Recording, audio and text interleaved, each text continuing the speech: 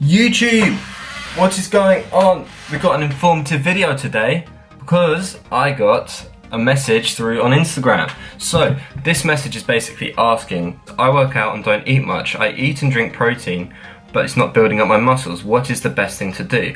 And when I eat, I get full easily. So to answer that question, there are three main aspects I'm going to talk about today. And number one, as already sort of mentioned, is diet. Diet is everything, especially when you want to bulk, especially when you want to cut. Diet is about 85 to 90%, which is arguably, there's a very big arguable percentage of how much diet actually plays into your physique.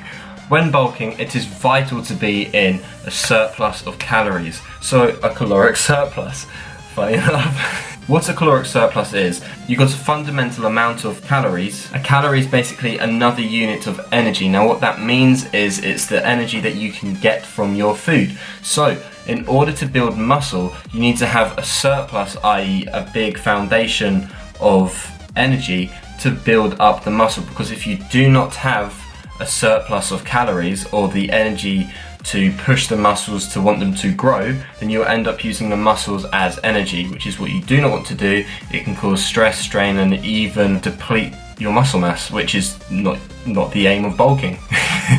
It's not what you want to do. It's the opposite of what you want to do. So why not eat? Have fun with it, There are two types of bulking.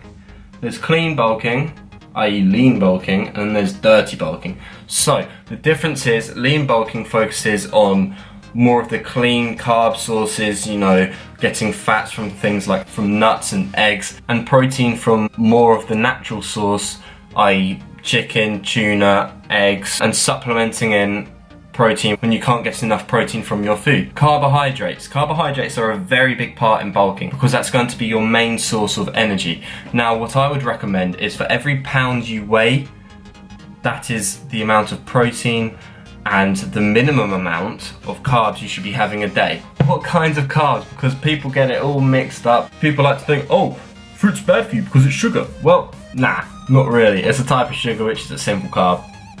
That's all that sugar is really, a simple carb. Simple carbs are actually ideal to have within the half-hour anabolic window after you've worked out. So what this means is it's going to kickstart the repair straight away with your muscles because it's a fast-acting carb. Simple carbs are fast-acting. Complex carbs are harder to digest, therefore they stay around in your body for a bit longer, which is what will supply the energy when you go into the gym. Albert Einstein, remember this is just my opinion, this is just research that I've done, and it's what works for me. You may not find this works for you, you may have to mess around with it because everybody is different. Fats. Fat is a big topic, which I won't get into that much, but to put it simply, people think that fats get you fat. Fats don't get you fat. Having complex carbs and not working out and using up that energy that you've got stored in you makes you fat. Fats are actually good and essential for your joints. So when you're doing heavy compound movements like a heavy bench press or a heavy squat, you may find if you're not getting enough fats in your diet, then your knees may become weak and the cartilage may start to wear away. Same with bench press and your elbows, you may get tennis elbow, which I've actually had recently. Don't be afraid of fats. When I say fats, I don't mean your saturated fats because that will store and your body won't know what to do with it and it will end up getting you a bit bigger. But fats like eggs, people think that eggs aren't good for you, but eggs are actually fantastic. It's a great source of fat, it's a great source of protein, and also nuts.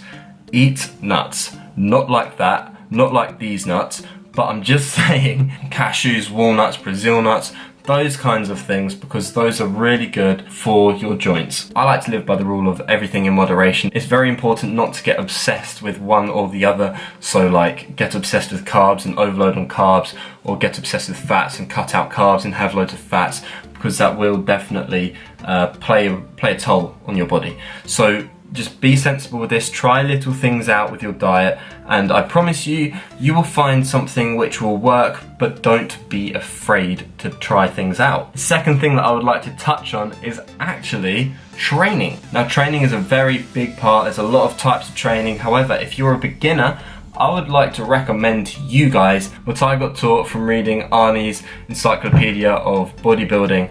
is working primarily on compound movements, especially if you're a beginner. A compound movement is simply a movement which incorporates more than one group of muscles. So for example, bench press isn't just working your chest, it's also working your triceps and your anterior delt. Squats incorporates the whole legs and the stability of your core. And just take it slow, don't overload the weight. It's all about progressive overload. So don't take everything too fast too soon. Take it very slowly and progressively get stronger on your bench press, on your squats, because those are very, very, very important movements to learn properly. Make sure that your form is impeccable, because that way you don't risk injury, you don't risk anything getting damaged, and you can still train and enjoy it. It's all about leaving your ego at the door. Don't want to bench press 100 kilograms straight away because the guy next to you on the bench is competing against yourself.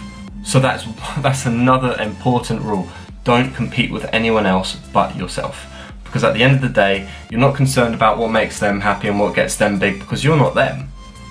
You're you, and you have to work on you, and it is a very slow process, but at the same time you can have fun with it, you make friends, you know, you feel great about yourself because it releases endorphins, and it also makes you feel like you look good, and you will in turn look good. The third thing that I want to talk about in this video is rest. Rest is very important because rest determines your muscles repair.